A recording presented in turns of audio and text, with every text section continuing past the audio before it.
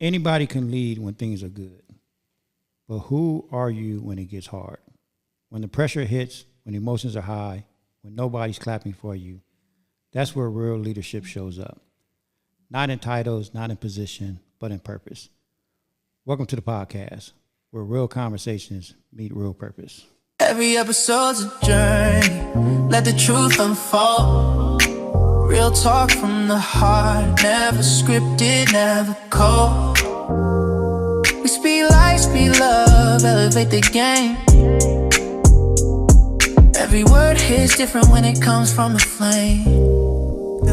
Turn it up, tune in, let the story unlock. It's your boy Mike here, welcome to the pod, non-stop with One life, one mic, one moment to speak. Real conversations, listen deep. Different stories, different views. Understanding changes the truth. This ain't about being right, it's about being real. Welcome to One Life. This is how we heal. What's up, y'all? Welcome back to the One Life podcast. I am Mike M.I.C. Reed. And today is an episode, and it's special. It's a special one. Because we're not just talking about leadership. We're sitting down with someone who lives it every single day. I've got our principal with me today, a leader who shows up for the students, staff, and entire community, and does it all grounded in faith. But before I start, I want to give a shout out to our community spotlight. This episode is powered by Purpose, and today we're highlighting our very own Joshua Elementary School. Shout out to every teacher, every para, every supervision aide, every staff member behind the scenes, because the truth is, this work isn't easy. Showing up every day for our students, managing behaviors, emotions, real life situations, and still choosing to lead with patience, care, and purpose. That matters. So this episode is for you, the ones who show up even when it's hard, even when it's unseen, even when it's not appreciated. That's real impact. That's real purpose. So today I wanted to have a real conversation. What does it actually look like to lead with faith in a real world environment like a school where pressure is high, emotions are real, and every decision matters? What does that look like? What does it look like or feel like? What does it feel like?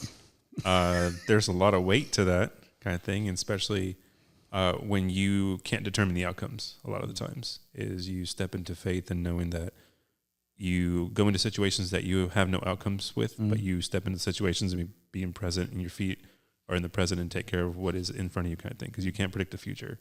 And so faith is saying that you can walk by faith and not by sight, and you be all right. I love that. So, Mr. Meza, our principal. Uh-oh. I didn't introduce you. I didn't say that. I went off script there, but this is our principal, Mr. Meza at Joshua Elementary, and it's so glad to have you on here. I work with you every day. I've gotten to know you over the past year. Yeah.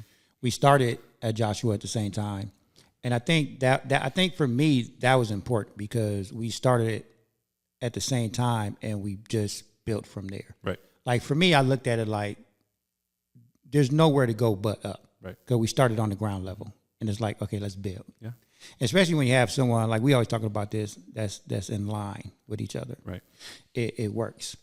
Yeah. And it's been a pleasure working with you. Like I said, I've gotten to know you. I've gotten to know you as a man of faith, and you inspired me all the time. Well, you do the same for me, man. So we show up with each other kind of thing. You ain't got to say that. You ain't got to say that on the show. But it's not a plug or anything. So. But before we get into like the real main topic here, I do want to know like your backstory. I want to know like where did your faith base come from? So my faith came from a situation where I was born with a disability that I didn't find out until high school. And so with that disability, there was an event. I used to play football, wanted to be a football player, wanted to play in NFL, never thought I'd go into education. But when I got hurt, I had to come up with a plan B kind of thing. And so I got hurt, got some things going. I had brain surgery. But before they got to the point, I was in Fresno, and my wife was at school, and I was sitting in a room, and I was like, I didn't know what to do. I'd been living with a headache for like 15 years, just not doing well. And I was like, God, I don't know where to go from here. I'm gonna give it to you. You do what you need to do, and I will depend on you for the rest of my life, kind of thing. So from there, he took it, put things in play. I didn't have to worry about what was going to happen next. I knew that he had me in the journey on the path to take care of me, whatever I needed, kind of thing. So ended up getting surgery in 2005 for brain surgery, brain decompression, stuff like that. And so I held on to a verse that is my life verse. So everybody should have a verse or something that they cling on to. Mm-hmm. And so my life verse comes from Colossians 2:7, rooted and built up in him, strengthened in the faith, as you were taught, and overflowing with thankfulness. So because of that, I'm thankful that I'm still here. And I still have a purpose, whatever that might be. I wake up with a plan with God every day, and he tells me he directs my steps, kind of thing. So you was married at this, so you was an adult at this point. Yeah, I was an adult at this point. Yeah. So, but I mean, was it like an overnight thing that you just said, you know what, I'm gonna give this to God, or what? Like, was it your upbringing that you just turned to him?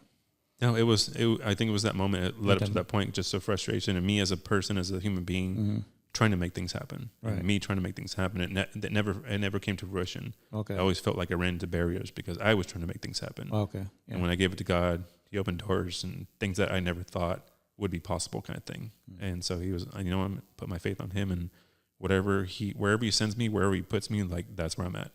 See, now I have a very similar story with that, because I think all my life I always was trying to be the savior of everything, including myself and other people as well, right?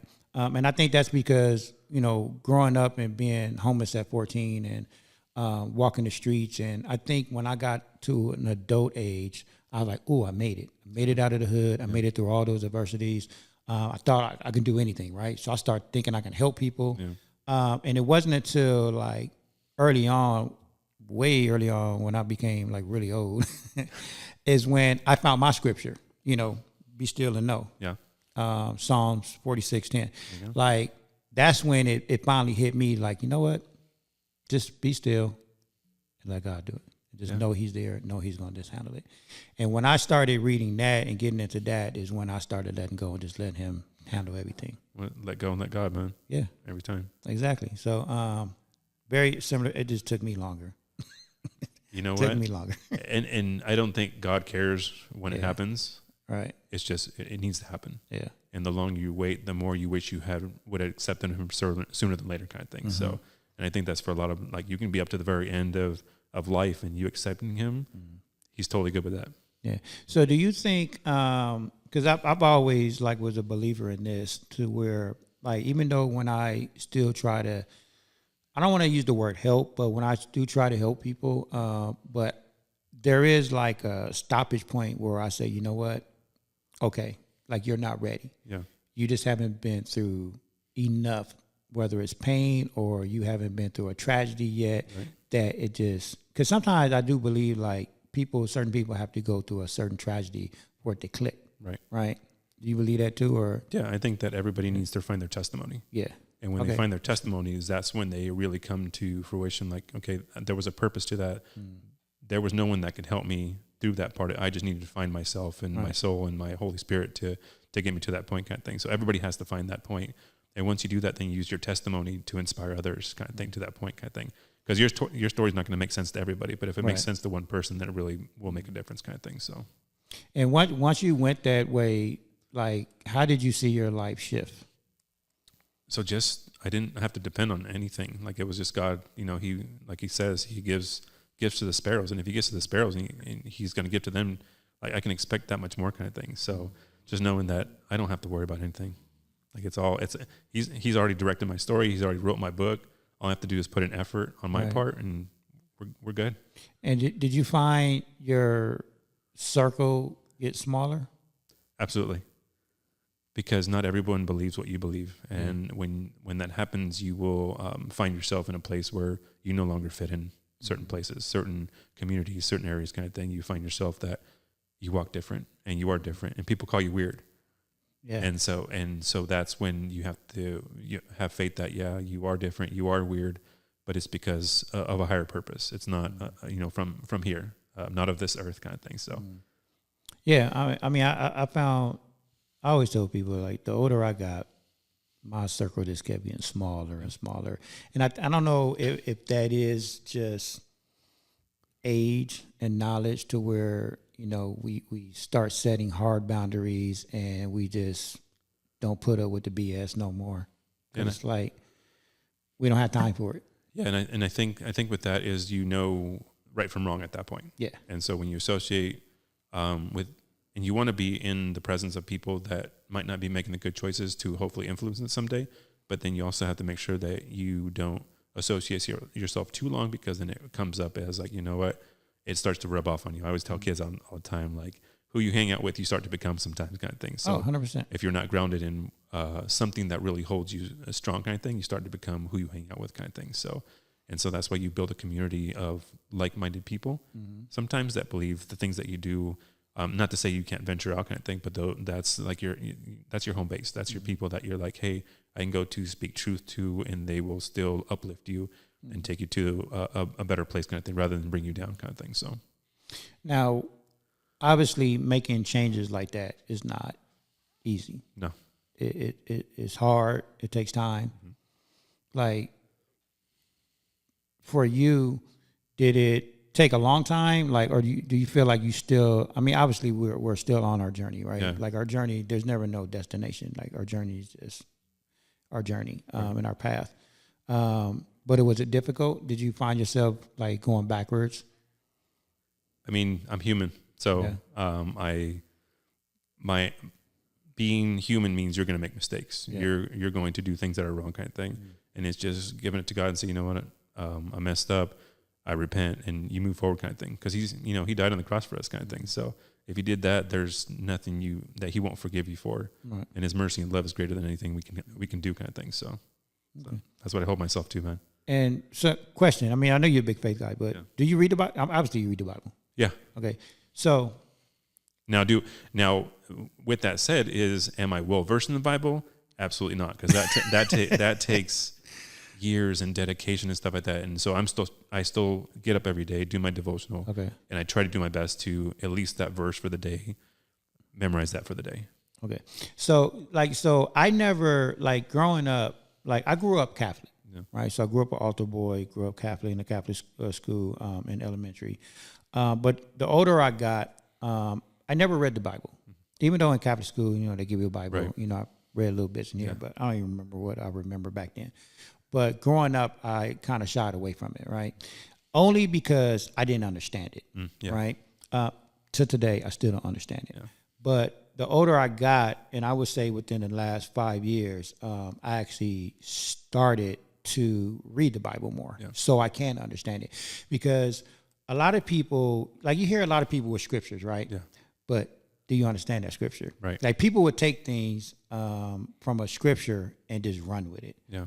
And a lot of things just didn't make sense to me. So I never paid too much attention to it, only to just acknowledge, like, that don't make sense to me. Yeah. But it wasn't until I got older and I started, like, doing my show and, like, really started to understand people. Again, having real conversations, trying to understand. Like, the reason why I started this show is because I wanted to understand. I want to understand conversations. I want to understand people, and I wanted to understand the Bible. So I started reading it just for my understanding, not to have a debate with nobody, but just for my understanding. Did you feel that same way? Like, when you read it, did you understand it, or? Not when I first started. When I first started, I'm like, what are we talking about? But if you really, like, read it from, and I pick certain books to read every now and then, kind of thing. And so the first book that I picked up was Psalms and Proverbs. Those are the two books. That's the first part. I started with Psalms. That I picked up and stuff like that. And then I went into Colossians, where I found my life verse, kind of thing. And so, going through scripture and aligning it, because you can tell that the book aligns, because all the books have something to do with each other, kind of thing. They all align, kind of thing. And so it's a daily thing, trying to make sure that what you read into it is not the human part of it, but what's God saying to you, kind of thing. And you don't take more out of it than what's in there, kind of thing. Because if you add to it, then you're adding to something that is written, that is, what's supposed to be there, kind of thing. The Bible is the book of life, kind of thing. And everything comes from there. So anything self-help comes from there. I like how you just said that, because I do think most people add to it.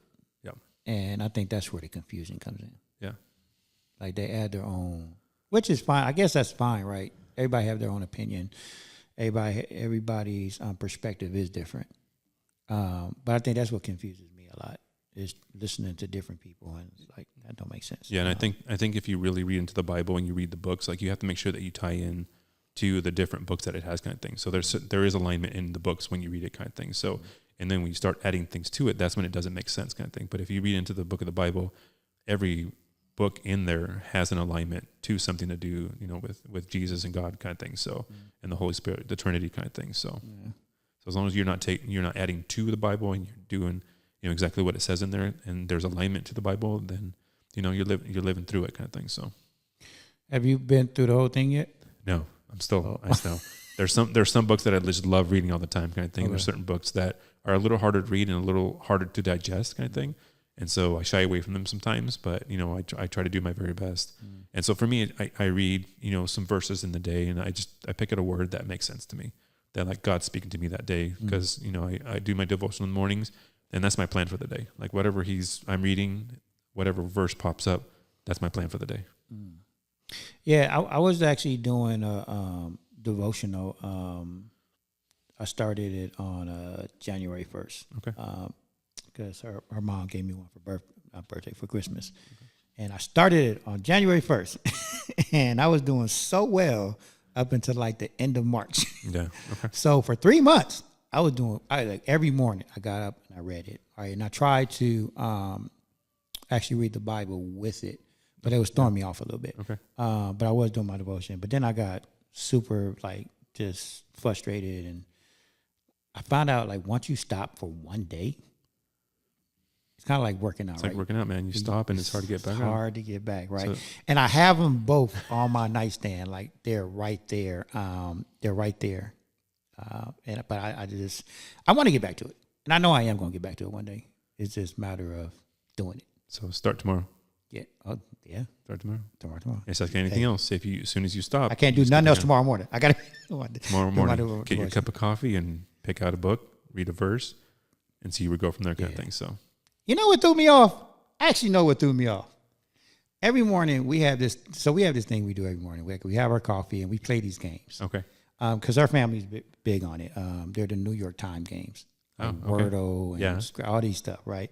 And they've been doing it for years. And all of a sudden I jumped on. I got the bug, right? So now me and her, we have especially Wordle. We have this competition every morning. Okay. And you got to get the Wordle is, right? You have to get the. I've never played it, but yeah. Yeah. So you have to get it within 6 times. Okay. So me and her are competing every morning while we have our coffee, which is a great mind too, right? To start our day. So we compete every morning. I think that's what threw me off. I'm gonna be honest with you. That's what threw me off. So that was your fault. But no, I do got to get back to it. I got to work into my morning routine, because I do believe routines are important. I used to have a strong morning routine. Yeah. And once I have a routine, then I can stick with it. And I think once I threw the game thing in there, it messed up my room. It's like anything else, start small again. I know. I got consistency, my friend. I got to work on my routine again. Anyways, we'll get there. Yeah. Question though. Yeah. When things get tough, conflict, parents, staff challenges, what do you lean on? I know the answer to this. But. I lean on God, man. Yeah. I pray, because I don't know the answer to everything. And so it's just prayer, hey, God, give me the wisdom through the Holy Spirit to just speak whatever words you want me to speak in this moment, kind of thing. So, because I don't have all the answers. I have an idea, but I let the Holy Spirit speak for me, because I don't know what I'm going to say in those moments. And sometimes I might have a script in my head, totally changes it up as soon as I have that conversation, kind of thing. So. Do you? Yeah. That's funny. I do too. Yeah. So people say that I'm not scripted, and I'm not outwardly, but in my head I try to get a script going. But sometimes the Holy Spirit, no, I don't want you to say those words. I want you to say this, kind of thing. So, and that's usually for me. That's where it goes. You just run with it. Just go with it, kind of thing. And my hopes is that that's enough for those tough conversations, kind of thing. And I think with those tough conversations, it's being kind at those moments and leaving people with integrity, kind of thing. So. Because everybody wants to be heard. We all want to feel a sense of belonging, kind of thing. And so that's why I make sure that I'm kind with my words and my actions, and I leave people with integrity, kind of thing. Kind of leave them better than I found them. Mm-hmm. So, and that takes time. Oh yeah. Because it takes time, and because it's trust on both parts, right? Yeah. And I think if you have trust on both parts, then it works. Yeah. But when you don't have that trust sometimes, and even though you're coming from a good place and not saying the other person's not, it becomes a difficult conversation. Yeah. So And I think you spend 90% of your time just listening, because not everybody wants an answer kind of thing. Right. So they just want to be heard, and hearing them out most times usually helps out with the situation on my part, and they feel like they've been heard kind of thing. So that usually helps out.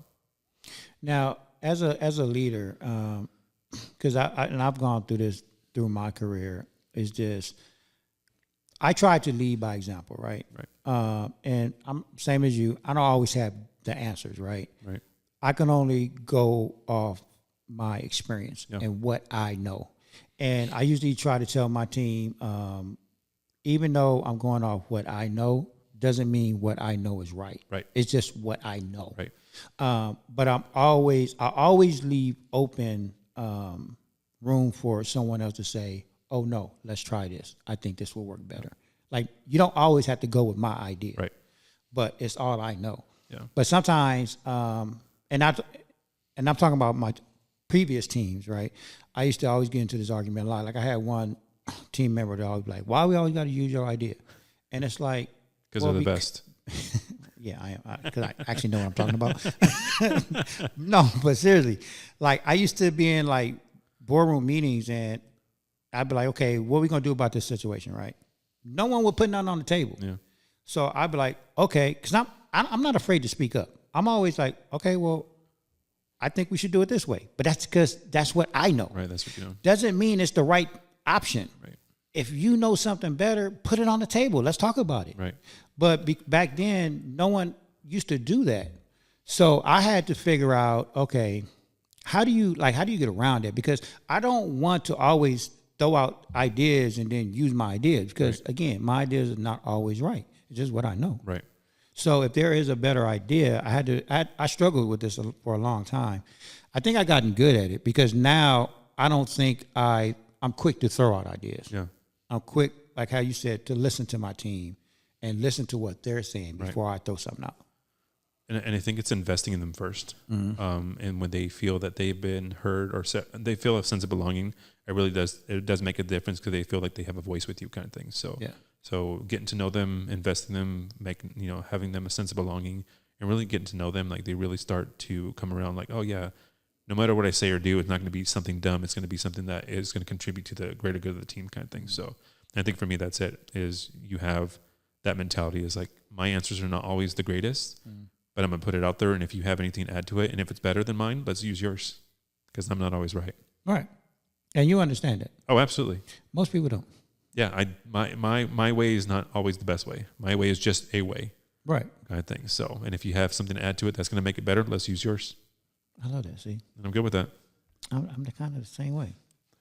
Have you ever felt like you had to separate your faith from your role as a leader? Nope. Never. Nope. Because who I am in public is who I am in my community, and who I am is at home kind of thing. So that should never be something that you separate. That was quick. Oh, absolutely. You still strong with that. No, like, never. Who I am at school is who I am in the public, in the community, and who I am at home kind of thing. So that's not a role that I'm willing to separate. That's just who I am. And I love that. That's how everybody should be, true to themselves. Now, do I falter sometimes? Absolutely. Like, I'm not 100%, but I want to make sure that who I am in whatever space I'm in, that's who you're going to get. And you know what? I remember last year, you had did something on the playground, and it inspired me. You was like, we had a student doing something, and you just walked into the situation, and you came in hot, right? But I remember you catching yourself. You was like, wait, you know what? My apologies. I came in hot. And you apologized to you took responsibility, took accountability, and you apologized to the student, and you reset. Yeah. Like, I saw that, and I was like, huh. And that stuck I don't know why that moment stuck with me, but I was just like, oh, wow. Like, I love that. Like, this dude, obviously he came in hot, because I saw you coming in hot. Yeah. But you took responsibility, and you admitted it, it was just a moment where I was like, see, that's what matters right there. Yeah, and I take back that everybody needs to be left with integrity, and that's our kids as well too. Like anybody that I need to put my feelings away sometimes because of situations. So our kids are no exception. Right. Is if I'm in the wrong, I'm in the wrong. Like, hey, I will apologize. Hey, I'm sorry that I came at you that way. I apologize if whatever it is, kind of thing. So kids are deserving of that well too, kind of thing, because they're human beings. They have hearts, you know. No, yeah, and I brought that up because I actually had a moment like that today, where a student did something, and another adult saw it.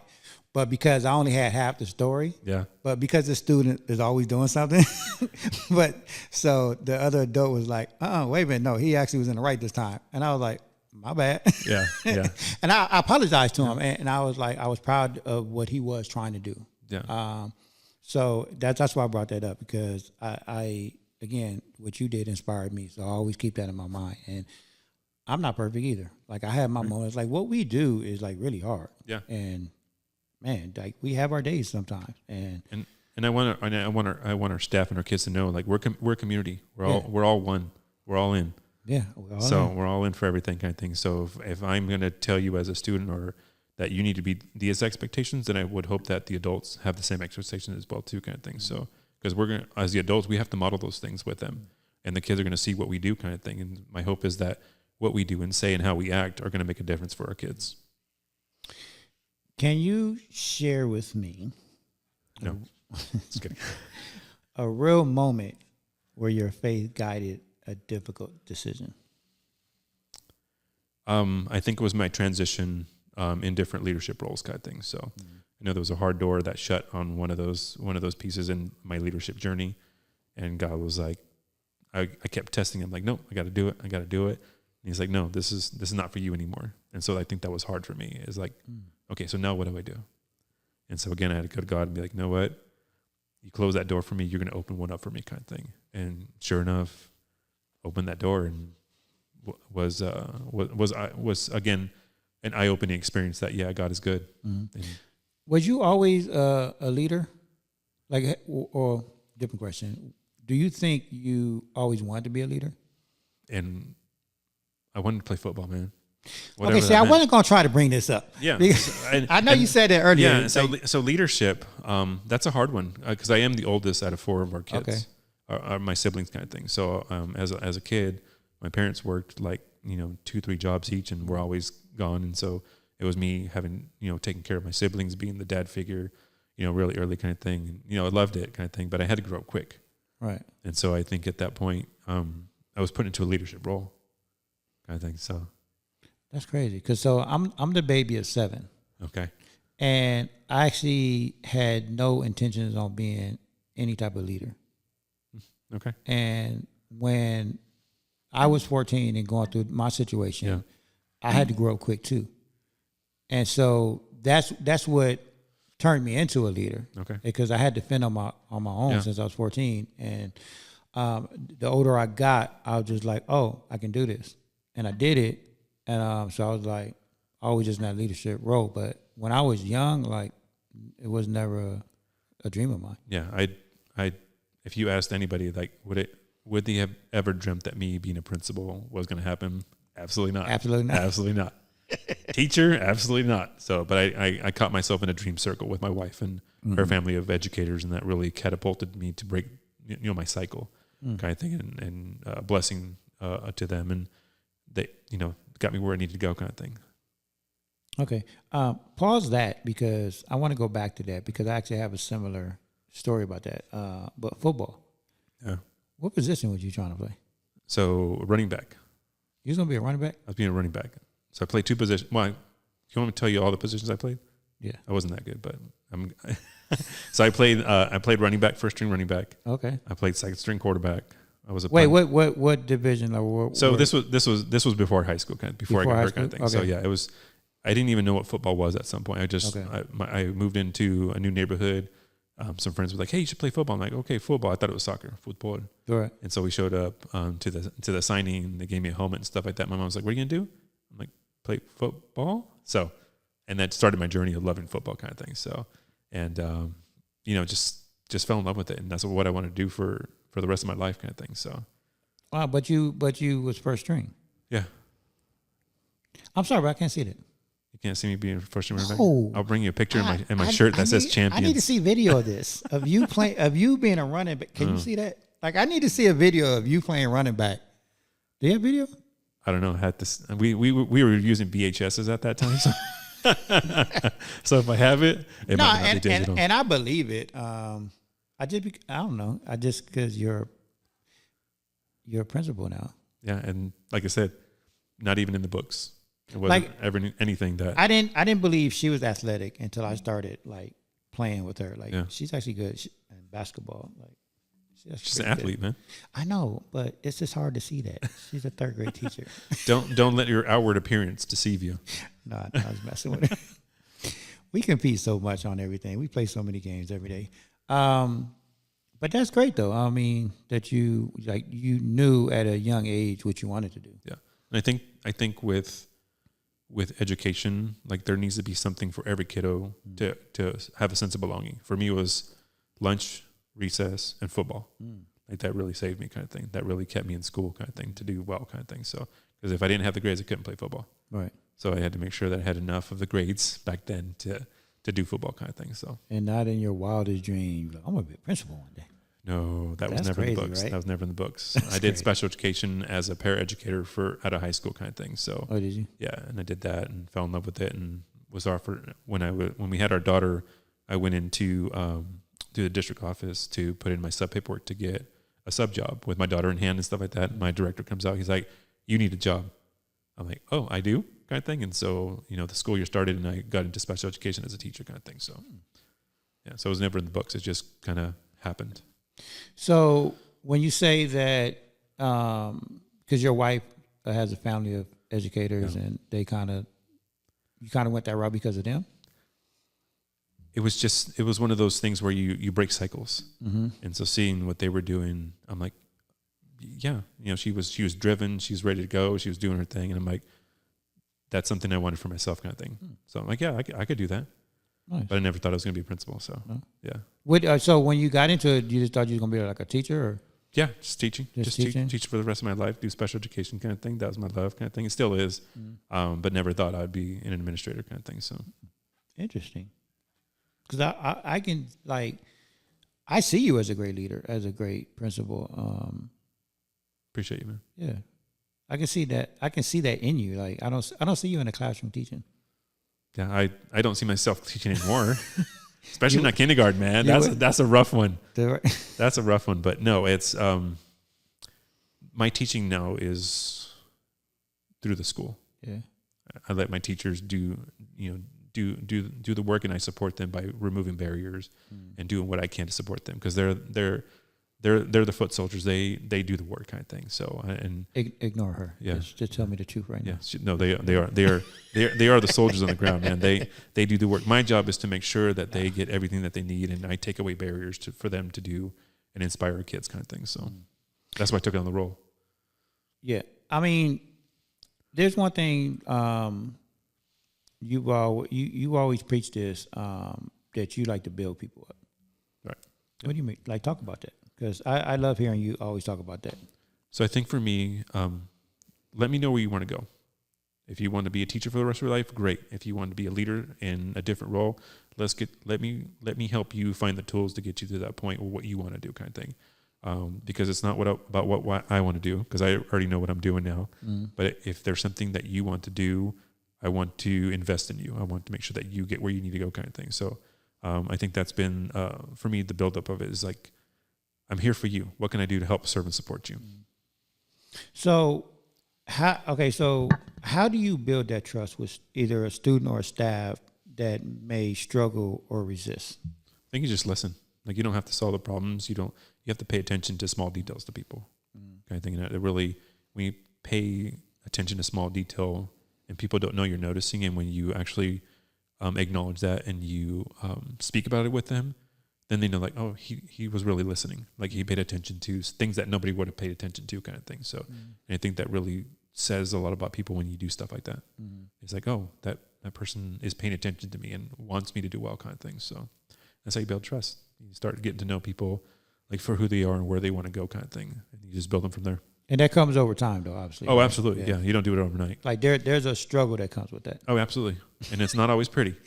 and that's okay. And even if it's not pretty, if you have a trusting relationship with people, like it really will make a difference. Like good, bad days. Like that trust and that relationship will flourish kind of thing and help support.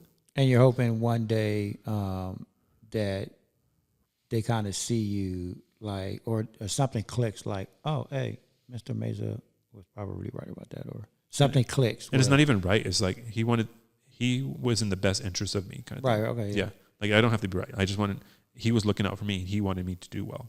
And that's it. That's all I need.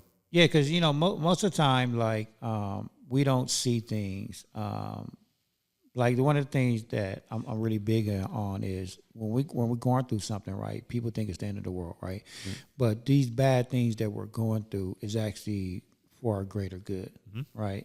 Yeah, in the moment it sucks. Yeah. It feels horrible. Whatever we're going through, we've all been there.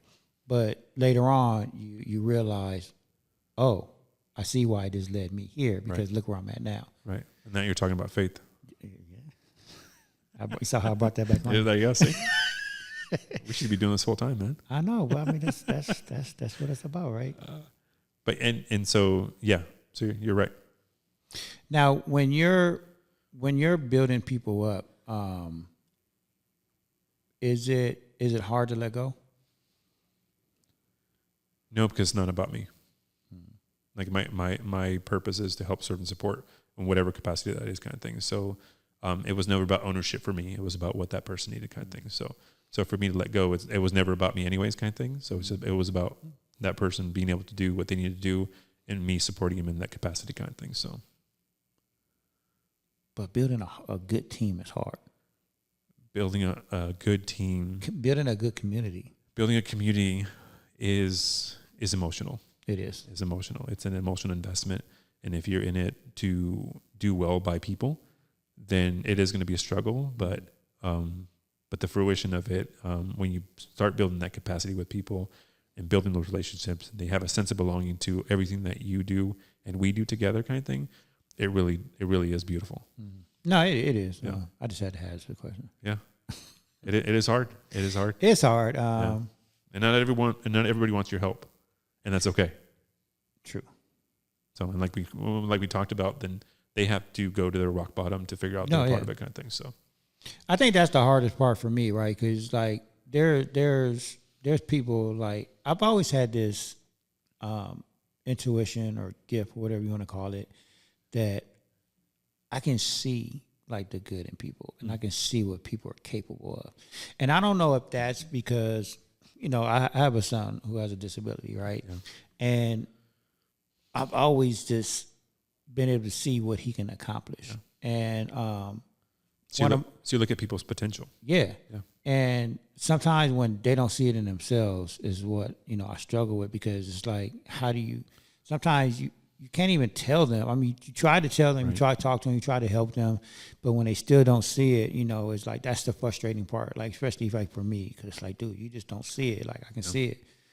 And you just have to wait until something clicks in their head for them to see it. And I think it goes back, especially with me and my family, is like I can teach them and preach to them all I want in my household. My hope is that something sticks with them throughout life someday, and they make that choice on their own, kind of thing. But they're gonna have to figure it out. Like, it can't be me. I can say and do things, but the person is gonna have to figure that out for themselves, kind of thing. So and so that's the struggle for me, right? But I've learned how to be still and know and let him take the wheel. Let him take the wheel, and I'm here for the people that I try to help. And whenever they're ready, they'll be ready. They'll be ready. Yeah. But I think that I still struggle with that, because I don't want people. I think because I've been through so much. Yeah. Like, I hate seeing people go down like a path that I went down, because it really is unnecessary. Like, and it's hurtful, and like that path that I went down is so hard that I don't want to see nobody go down that. And if I can help prevent that, I really try my best too. Yeah. And sometimes just being present. Yeah. Like, you don't have to say anything, you have to do anything, just being present, to know that they're there, that you're there, whatever they're going to be going through, kind of thing. So just being present. I think I do that I try to do that with our students. Yeah. Because I mean, you know our heavy hitters, and as much as I don't give up on them, I think like for a couple of them, I'm just present there. Yeah. Still like, hey, how you doing this morning? You know, I'm not putting too much on it anymore because I know I'm at that point with a couple of them where, just me being present, consistent every day. You know, I'm just hoping that means something to them at some point. Yeah, and you might never see the fruition of it, but that you being present in that moment to help support, whether it's words or not words, just being there, will make a difference. You might not see the end result of it, but it will make a difference at some point. So, what's the difference between leading with authority versus leading with influence? Leading with authority is expecting people to do things. Leading with influence is you're modeling what you want people to do without pushing them to the point that I expect you to do something. No, you want people to take on some of those things themselves and notice it themselves, kind of thing. Because we lead with authority, you are leading in a way that you're expecting people to do something, you're telling people to do things. So no one wants to be told what to do. All right. I mean, I don't. But I think when you influence people and they see that they have a capacity and to be able to do things, is you inspire them for that part of it, kind of thing. So I lead by example. You influence people, and people are gonna follow you if you are. For me, I mentor 90% of my day, manage 10% if I have to. So that's the mentality I have, kind of thing. So, that's one of my favorite things to say is lead. I love leading by example. Yeah. Like I would never tell you to do something that I won't do. Right. Watching you actually, I don't do it a lot, but I do find myself doing this more often than I ever done it before, is I walk around and I'm picking up trash. Like literally today I cleaned up the front office because a student came in and knocked everything down. And I was like, and I'm old. I can't bend over like I used to.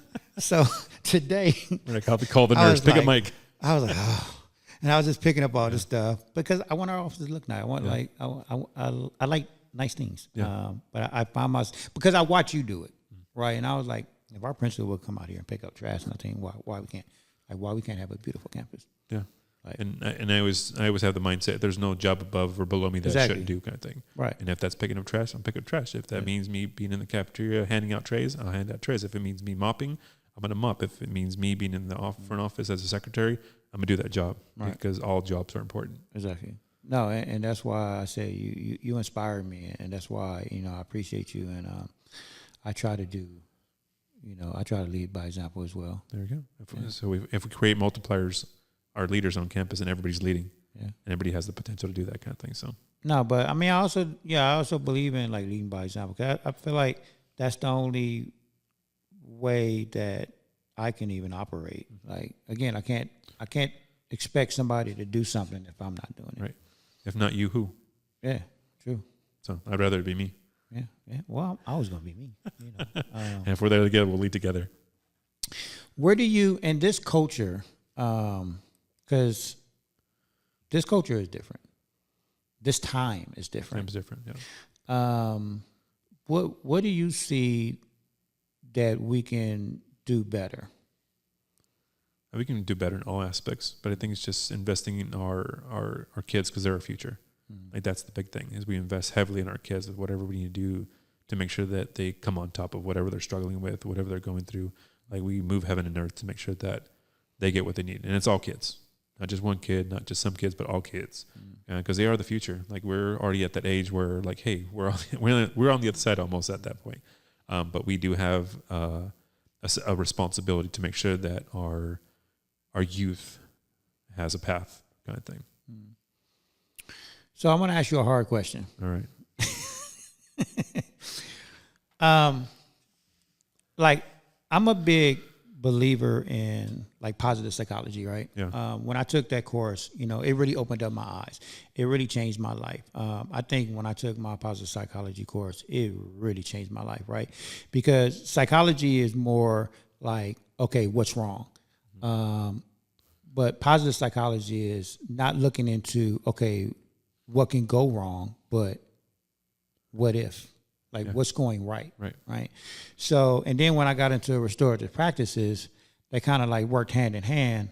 And as much as I believe in, positive psychology and restorative practices, I do I really believe like that stuff works, right?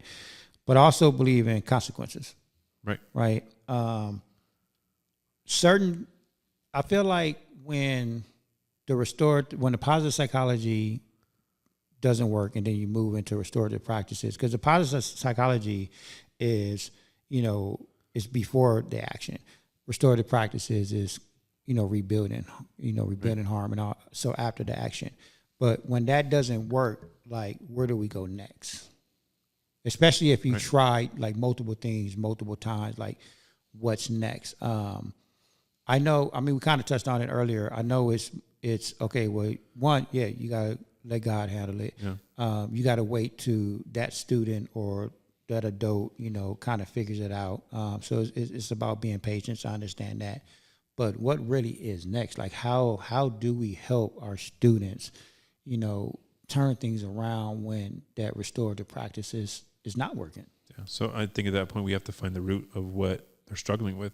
So if the restorative is not working, if the other part of it, the discipline's not working, the consequences are not working, let's go back like real deep. What do they need? Like, what mental health capacity do they need to really get to the root of why they're struggling, kind of thing. So, because that's really where everybody struggles. Like, where's your point of impact that got you to this point where you can't handle whatever you might be going through? So we need to make sure that we get the mental health part of it involved to support our kids, kind of thing. So I think that's where you go, because all consequences are good or bad, kind of thing. So you're going to have one of them. But I think if you really dig down to the roots of why that kid's struggling, what's happening in their life, then you can see a bigger picture, kind of thing, of where we need to invest, kind of thing. So right, I do see that. And then as far as like the community, the parents, and I've talked to like my higher ups about this, like, because some days I feel like I'm living like Groundhog Day, and I know a lot of us probably feel like that. Like, we do all this work throughout the day, the kids go home, and then we get, or towards the end of the day, we get them to a space where, okay, we see the progress, right? Like, we move 2 steps forward, but then we send them home, and then they come back, and it's like we went 3 steps backwards. yeah, and I think at that point we then invest in the community, right? Like, it's building that bridge, right, like that, because again, that's where I've been talking to like my higher ups, like, hey, how do we build this, like, not build the bridge, but shorten the gap. Yeah, like how do we fill the gap with what is from home and school, kind of thing. Yeah. So, and I think what we need to start doing as well too, is start giving some information and training our parents. What we do at school, you can do at home as well too, kind of thing. Right. So that way it's seamless. What you do at school and at home is the same thing, kind of thing. So. So it's just finding that investment time as well to our parents and offering that support as well too, because I know they're struggling at home too. Oh, absolutely. Like, it can't be just at school, kind of thing. So we offer that support at home too. So we give them the tools to be able to help facilitate at home too, kind of thing. So and I always like try to give like our community like grace with, like, I've taken a positive psychology course. I've taken the restorative practices courses. So like, I have all these tools. They don't. Yeah. A lot of parents and, a lot of people just don't have the tools. Of course, the resources are out there, but they don't have them. Whether if someone never told them or showed them, whatever. But I do think that's important, that we have to do that. Yeah, absolutely. That's our obligation in education. Like, we need to make sure that we give the parents the tools as well too, kind of thing, because they might be struggling as well too. Oh, absolutely. We need to make sure that we offer that support, kind of thing too. So. But we build from the inside out. We build from the school inside out and get into the community, kind of thing. So that's where community liaison and all the things that we have on our campuses really are like starting making headway and stuff with our school, kind of thing. So yeah, I love it. So I'm not gonna keep you too much longer, but I do want to know, like, what is your like bigger goal? Are you still climbing your ladder on your journey, or God had me where He needs me right now. So this is my ministry. Where He puts me next is up to Him, but I wouldn't mind going up the ladder, kind of thing. So, but I'll leave it up to Him. I'll put in my effort, and He'll do the work for me. I see you up there. I appreciate it, man. No, because I mean, I don't know if it, because I love the fact that you're so calm in every situation. I try to be. You know what I mean? Like, and I think for me, if I lose that calmness, I lose control. Yeah. And I don't want to be out of control. Right. Like, that's just not my nature kind of thing. So, but not say I don't lose control. I just want to make sure I stay in control in situations because I don't want to make them worse. Right. No, but I mean, that's what I respect about you on every situation. Like, I really do think you are a great listener. Because even when I come to you, you're always present in the conversation and you listen and you take action. Yeah. I think one of the things that I did preach to our teachers was like people over paper. Like if you come to me, you're it. Like my paperwork will hold off on it. Because if my plate is full and I don't get a chance to interact with you and my paperwork is more than you, then I lost a chance to build that trust with you kind of thing. So if you come to my door, you're more important than my paperwork. I love that. Anything you want to add to this? Anything you want to say? Anything? No, I appreciate you having me, and we see each other every morning, if not at some point during the day. And it's always a pleasure having you on my campus and you as a leader as well too. Because we want to create multipliers. I want people to come to my campus or our campus and be like, who leads here? We all do. Oh, we do.